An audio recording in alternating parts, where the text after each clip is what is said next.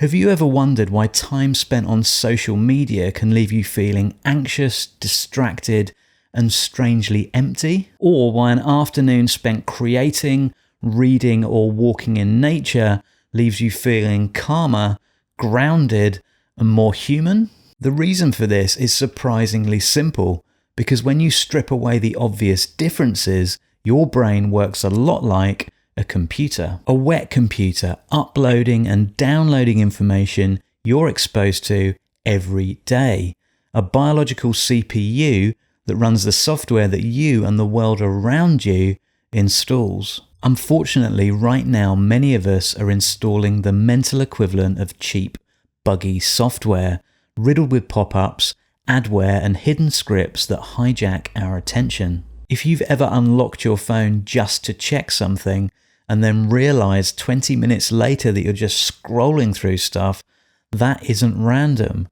It's buggy code running in the background. But it absolutely doesn't have to be this way. We can choose the code that we run. We can upload the very best human programs from across the span of history. Today, I want to talk about our human operating system, where it came from, and why it's so vulnerable. Plus, I'll cover how you can start installing cleaner, deeper, more resilient mental code. So make sure there's enough room on your hard drive, because the information that follows is definitely worth uploading. Humans today have the same biological hardware as humans from 10,000 years ago. We've got the same capacity for logic, emotion, creativity, memory, and meaning. Our wet CPU, or brain, has not meaningfully changed in over 100,000 years. What has changed, though, is the software we run on it. Medieval farmers, 18th century sailors, Victorian factory workers, and modern digital natives all share identical hardware, but each runs totally different operating systems: medieval OS, industrial OS, or digital OS. While society continuously recalibrates and morphs over centuries, our brains reached their current evolutionary state back when we were hunter-gatherers. In the computers we use, hardware improves and software expands with it. But in humans, the hardware stays the same, while our software shifts dramatically at ridiculous speed. That's why we're struggling today.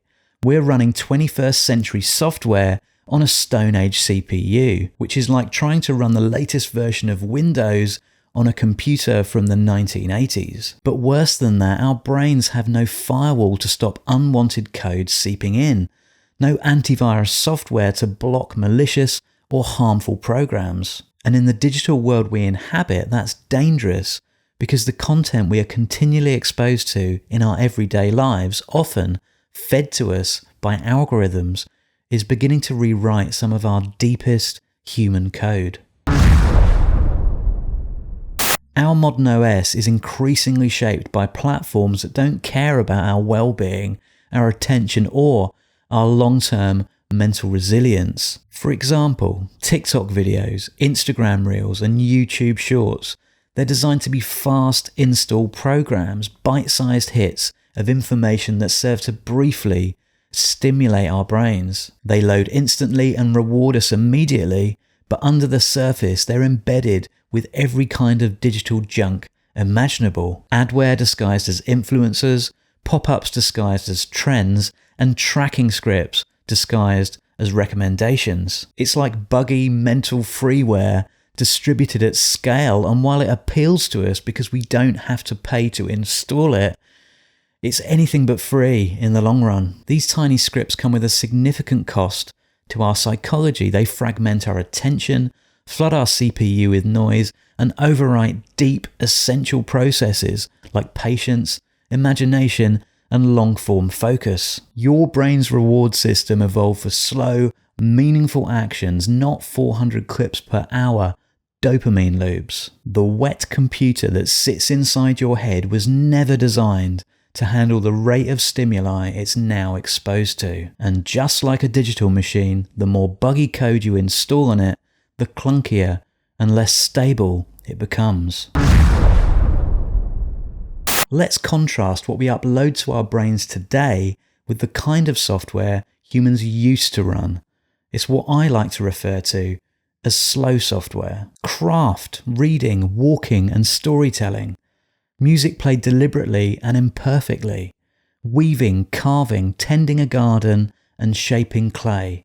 Drawing, these are slow uploads. They take hours, weeks, or decades to fully install in the mind. But once installed, they become beneficial, lifelong programs, stable, quiet, resilient, and secure. Slow code feels warm, textured, and physical. It brings the body back into its natural state. Unlike the disposable dopamine hits we gorge ourselves on today, these traditional uploads have been refined across centuries and millennia. They carry no advertising, have no hidden scripts, and importantly, they're not centered around engagement or manipulation. They give instead of take and strengthen our cognition rather than fragment it. They run in the background like ancient, trusted code that keeps our systems aligned. They're programs that the hardware we were born with was designed to run. And when you start to reinstall these programs, you immediately feel the difference. Your mind stops jittering, your attention sharpens, and your sense of self begins to return. Our brains, so used to running red hot processing memes, 20-second clips, and endless news cycles, begin to cool. The fans quieten and everything starts to slow down to a natural rhythm.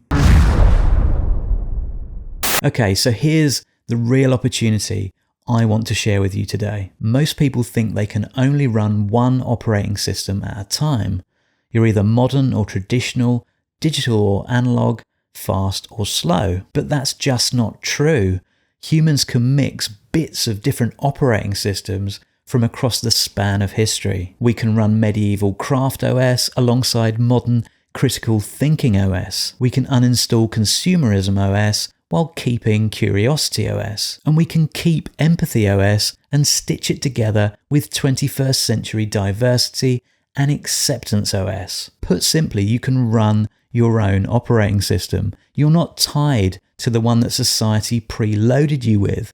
With a bit of effort, you can jailbreak your hardware and run a custom setup. That's because none of our minds are fixed. They're modular and infinitely hackable.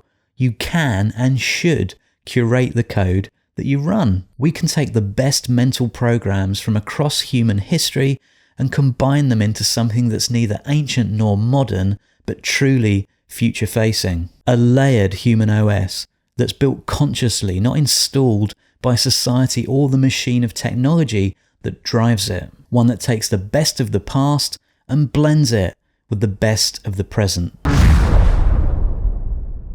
I've chosen to uninstall a lot of buggy code myself over the past year or so. I've pretty much ditched my personal Instagram account and have been actively trying to curate what I let into my brain, especially stuff from online platforms. I try to spend my time creating instead of consuming, learning things with depth and exploring the world around me. I'd previously slipped into letting algorithms update my OS automatically.